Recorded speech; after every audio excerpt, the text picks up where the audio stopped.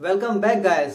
आज हम लोग 12th फिजिक्स का चैप्टर फर्स्ट का एक लेसन चैप्टर फर्स्ट जो है electric charge and electric field, ठीक है, उसी का एक टॉपिक है इलेक्ट्रिक चार्ज। तो आज इसके बारे में पूरा पढ़ेंगे, कूलाम का नियम पढ़ेंगे और कूलाम के नियम से न्यूटन के नियम का तुलना भी करेंगे, ठीक है, डेरिवेशन भी देखेंगे। तो ये सब भी देखेंगे। चलिए स्टार्ट करते हैं बिना किसी बकचोदी के, बिना किसी बकवास के, ठीक है। अब देखिए, सबसे पहले आप समझिए कि इलेक्ट्रिक चार्ज क्या होता है। इसको हिंदी में बोलते हैं आवेश, ठीक है। आवेश आवेश का मतलब होता है, जब आप एक्सपेरिमेंट किए होंगे स्टार्टिंग में, जब छोटे थे आप ऐसे बाल में पेन को रगड़ते थे और कागज के पेज को ऐसे चिपका देते थे, ठीक है, बोलते थे इसमें जादू है। तो वो एक इलेक्ट्रिक चार्ज के कॉन्सेप्ट पे है। जब आप किसी पे फ्रिक्शन कराते हैं या फिर जब इस पे बाल में रगड़ते हैं किसी पेन को, तो जो पेन का जो इलेक्ट्रॉन है, ठीक है, इसका जो मूल आवेश जो है, एक आवेश मतलब वो ट्रांसफर हो जाता है, ठीक है।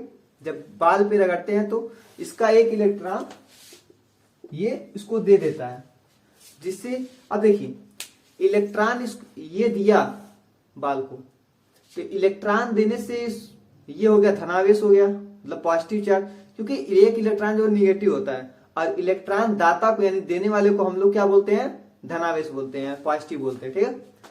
अब इसने एक इलेक्ट्रॉन दिया, लेकिन ये इसका एक इलेक्ट्रॉन लिया कौन, बाल या फिर किसी भी जिसपे हम फ्रिक्शन किए उसने एक इलेक्ट्रॉन ले लिया या फिर घर्षण के रूप में। अब उसके पास एक एक्स्ट्रा इलेक्ट्रॉन है और इसके पास एक इलेक्ट्रॉन कम है, मतलब एक आवेश उसने ये दे दिया और एक आवेश उसने एक ले लिया। उसके पास एक का ज्यादा है और इसमें एक की कमी है, ठीक है। अब इसको इक्विलिब्रियम में आने के लिए इसको एक आवेश चाहिए और इसको एक आवेश किसी को देना है। जब संपर्क में लाते हैं किसी चीज को, ठीक है, तो वो अट्रैक्ट कर लेता है, क्योंकि प्लस और माइनस, जब इसने दिया तो इसके ऊपर पॉजिटिव चार्ज हो गया और उसने लिया उसके ऊपर निगेटिव चार्ज हो गया। तब दोनों विपरीत मतलब विपरीत पोल के हैं तो अट्रैक्ट हो जाते हैं, तो यही चार्ज होता है, इसलिए चिपक जाता है कागज का पेज। तो यही होता है चार्ज को, आवेश का जो मात्रक होता है वो कूलाम, यानी कि इसका जो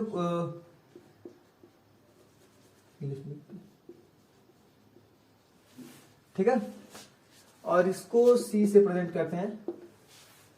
आवेश की खोज कूलाम ने की थी, ठीक है, इसलिए इसके जो मात्रक है इसके इसी के नाम पे है। अब आवेश जो होता है, अब देखिए छोड़िए, आवेश को निकालने या फिर गणना करने के लिए कूलाम ने क्या किया, एक मूल आवेश को लिया, ठीक है, और उस मूल आवेश का नाम दिया इन्होंने इलेक्ट्रॉन ई। ये एक ई किसके बराबर होता है, 1.6 इंटू 10 के ऊपर -90, ठीक है।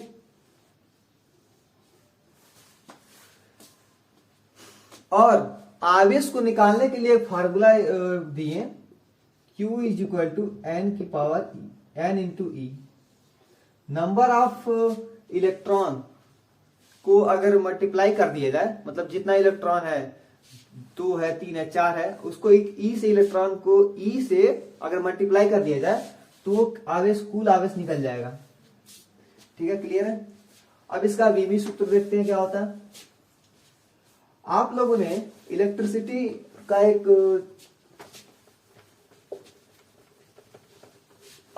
फार्मूला पढ़ा होगा, I is equal to Q upon t. एकांक समय में प्रवाहित आवेश या फिर चली गई आवेश या फिर प्रस्तावित आवेश, एकांक समय में चली गई आवेश को हम लोग क्या कहते हैं, इलेक्ट्रिसिटी आई बोलते हैं, ठीक है। तो यहां से Q इज इक्वल टू क्या होगा, आई टी, और Q का विमी सूत्र I का होता है A और T का कैपिटल T होता है, A और T, इसका मात्रक कूलाम होता है। तो ये था आवेश के ऊपर। आवेश दो प्रकार के होते हैं, एक धनावेश होता है, ऋणावेश होता है। जो इलेक्ट्रॉन को देता है वो धनावेश होता है और जो इलेक्ट्रॉन को लेता है या फिर एक आवेश किसी को देता है वो धन आवेश हुआ, और एक जो ग्रहण करता है उसको ऋण आवेश बोलते हैं। ठीक है, क्लियर है। अब हम लोग देखेंगे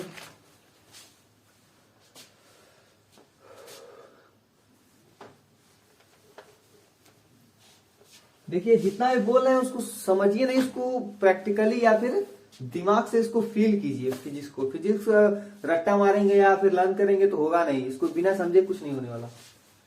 अब इसमें एक और टॉपिक आता है,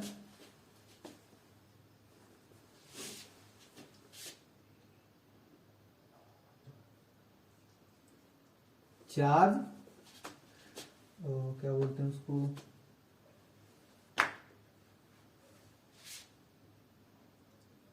कंजर्वेशन ऑफ चार्ज। इसका मतलब क्या होगा कि आवेश को ना ही पैदा किया जा सकता है ना ही उसको नष्ट किया जा सकता है। ठीक है, किसी भी बॉडी पे जो मूल आवेश होता है या फिर आवेशों का जो योग होता है वो 0 के बराबर होता है। यानी कि हर कोई बॉडी, रिजिड बॉडी या फिर कोई भी हो, वो स्टार्टिंग में बिना अगर कोई क्या बोलते हैं उसको, अगर डिस्चार्ज या फिर चार्ज नहीं किया हो तो वो हमेशा मूल अवस्था में रहेगा। ठीक है, यानी कि न्यूट्रल में रहेगा, यानी कि total charge is equal to 0। या बस एक फॉर्म से दूसरे फॉर्म में, या फिर एक बॉडी या फिर एक चार्ज से दूसरे चार्ज में ट्रांसफर होता है। जैसे हम बताएं कि जब इसको हम लोग रगड़े बाल पे तो इसमें क्या एक इलेक्ट्रॉन उसको ले लिया, ठीक है, और इसमें एक की कमी हो गई, उसमें एक का अधिकता हो गई। जब इसको पास लाएंगे तो दोनों मिल जाएंगे, इसको एक इलेक्ट्रॉन मिल जाएगा, उसको भी एक इलेक्ट्रॉन, तो वो न्यूट्रल हो जाएंगे, यानी कि नष्ट नहीं हुआ कहीं पे, ना इसको कहीं और यूज किए हम लोग। तो ये था कंजर्वेशन ऑफ चार्ज। अब मेन टॉपिक पे आते हैं, कूलाम का नियम। ठीक है,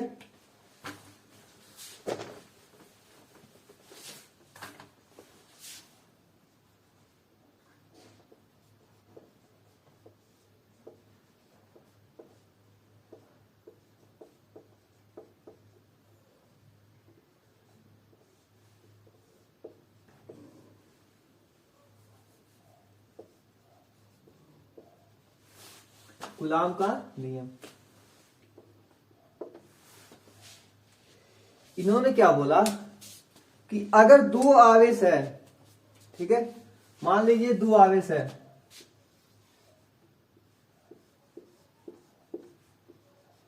Q1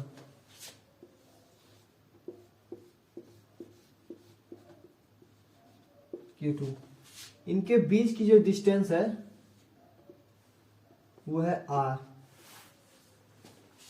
ठीक है, अब इन्होंने क्या बोला, पहला स्टेटमेंट क्या दिया कि दो चार्ज अगर पास पास रखे हुए हैं, किसी R दूरी पे रखे हुए हैं, तो उनके ऊपर लगने वाला आकर्षण या प्रतिकर्षण जो बल है या फिर जो फोर्स है वो क्या होगा, दोनों आवेशों के गुणनफल के अनुक्रमानुपाती होता है। यानी कि F proportional to Q1 into Q2।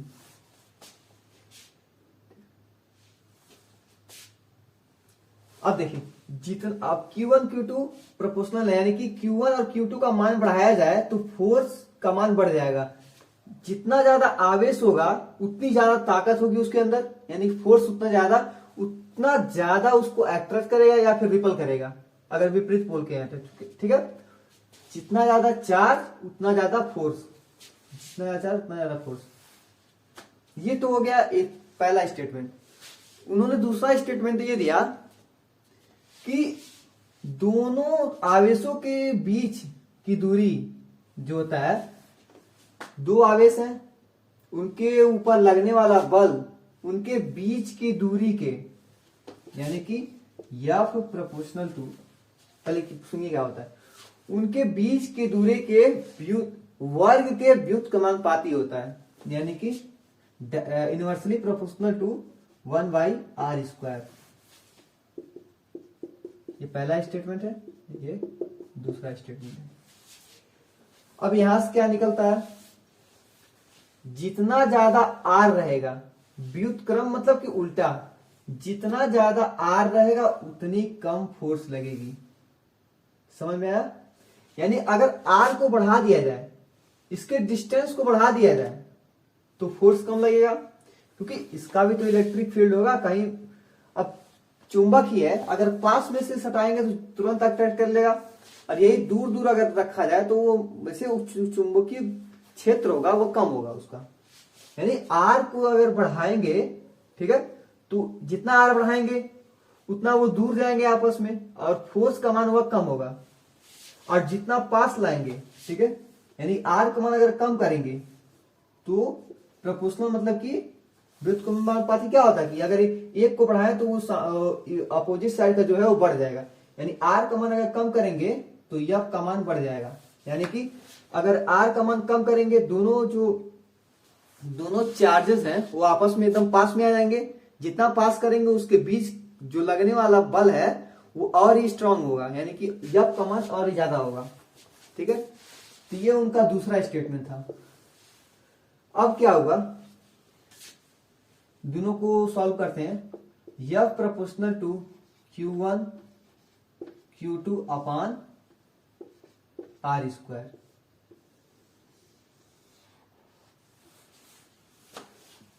ठीक है, अब देखिए क्या होता है। प्रोपोर्शनल का चिन्ह हटाते हैं तो क्या मिलेगा, एफ इज इक्वल टू के Q1 Q2 upon r square, ये मिला। के का मान जो होता है ये क्या है, कांस्टेंट वैल्यू है, यानी कि अनुपाती नियतांक है।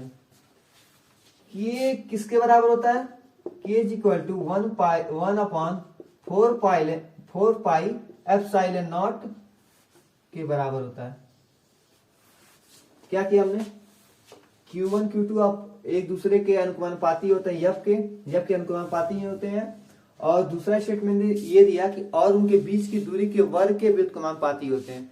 ये दोनों समीकरण को सॉल्व किए तो हमको मिला कि एफ इज इक्वल टू के Q1 Q2 upon are square, और के का वैल्यू होता है 1 अपॉन 4 पाई एप्सिलॉन नॉट होता है। ठीक है, और इसका मान होता है 9 गुणे 10 की पावर -9, ये इसका वैल्यू होता है।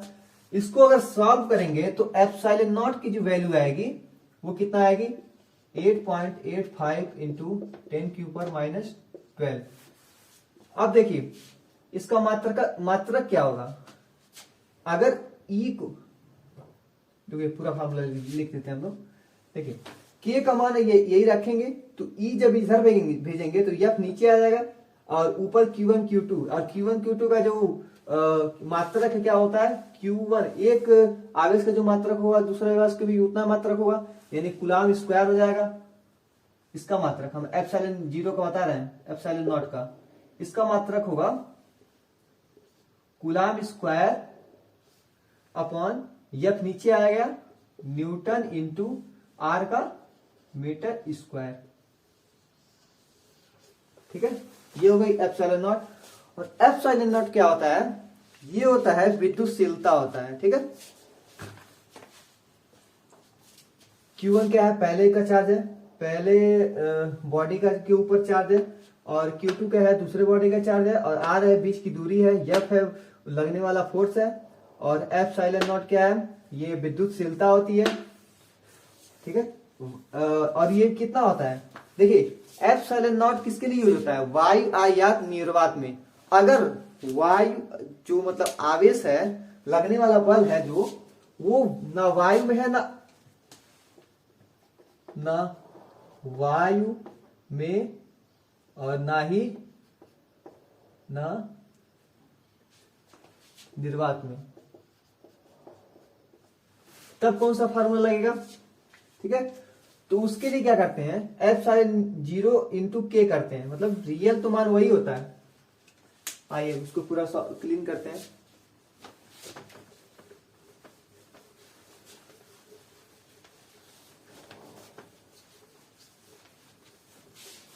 हम लोग फार्मूला क्या निकाले,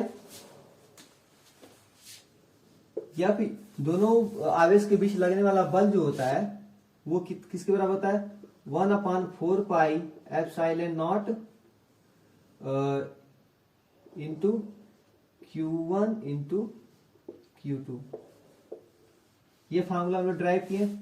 न्यूटन न्यूटन के मतलब बल का मतलब न्यूटन ही होता है। अब अगर देखिए एप्सिलॉन नॉट का जो वैल्यू होता है वो वायु या निर्वात में 1 होता है, मतलब उसका एप्सिलॉन नॉट का मान वायु या निर्वात में इसका जो वैल्यू होता है वो 1 के बराबर होती है। ठीक है, तो मान लीजिए वो वायु या निर्वात में ना रख के या फिर किसी तेल ग्लिसरीन, ठीक है, या फिर किसी डेंसिटी मतलब जिसका डेंसिटी ज्यादा हो, ठीक है, उसमें रखी हो तो उसका वैल्यू क्या होगा, उसका formula F is equal to 1/4 pi epsilon naught into के गुणे Q1 Q2 on R square.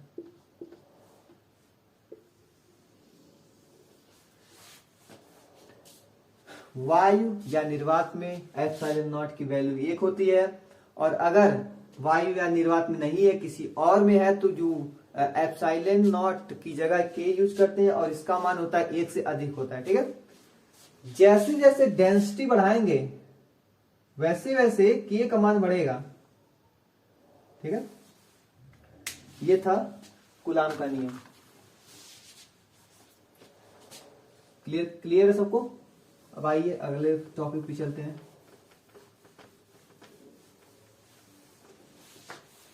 अब आता है कूलाम के नियम से न्यूटन के नियम और कूलाम के नियम में तुलना।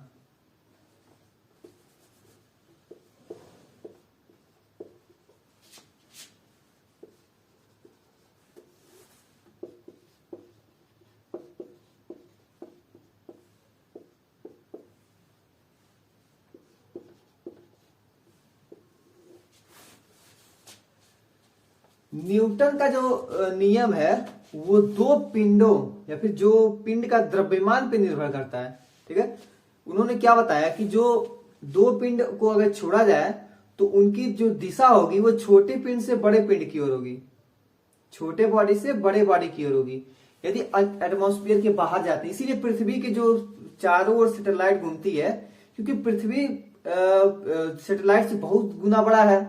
ठीक है, तो सैटेलाइट की जो दिशा होती है, बल लगने की दिशा होती है, वो पृथ्वी की ओर होती है, जिससे वो क्या पाता है, सेंट्रीपिटल फोर्स पा जाता है और ऑर्बिट के चारों ओर चक्कर लगाता है।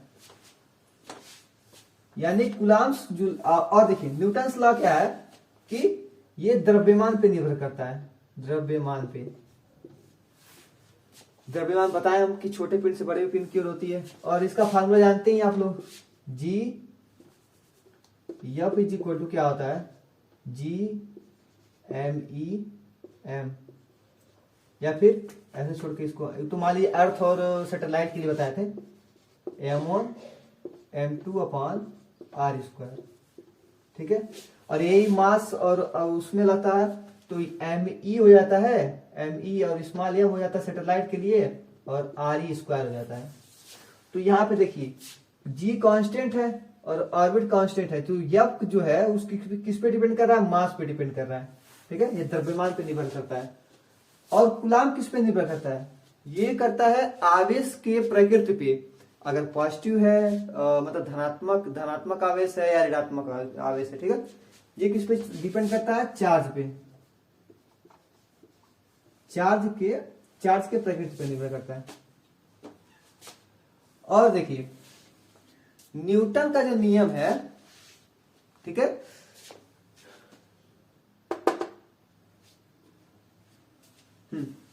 न्यूटन का जो नियम है वो सिर्फ आकर्षण बल लगता है, क्योंकि दो पिंडों के बीच जो लगने वाला बल है वो छोटे पिंड से बड़े पिंड, तो आपस में अट्रैक्शन फोर्स लगता है। ठीक है, अट्रैक्शन होते हैं आपस में। और इसमें क्या होता है, अगर सेम सेम चार्ज है तो रिपल हो जाएंगे, और विपरीत चार्ज है तो अट्रैक्ट हो जाएंगे। यानी कि ये किस पे करता है, आकर्षण प्रतिकर्षण।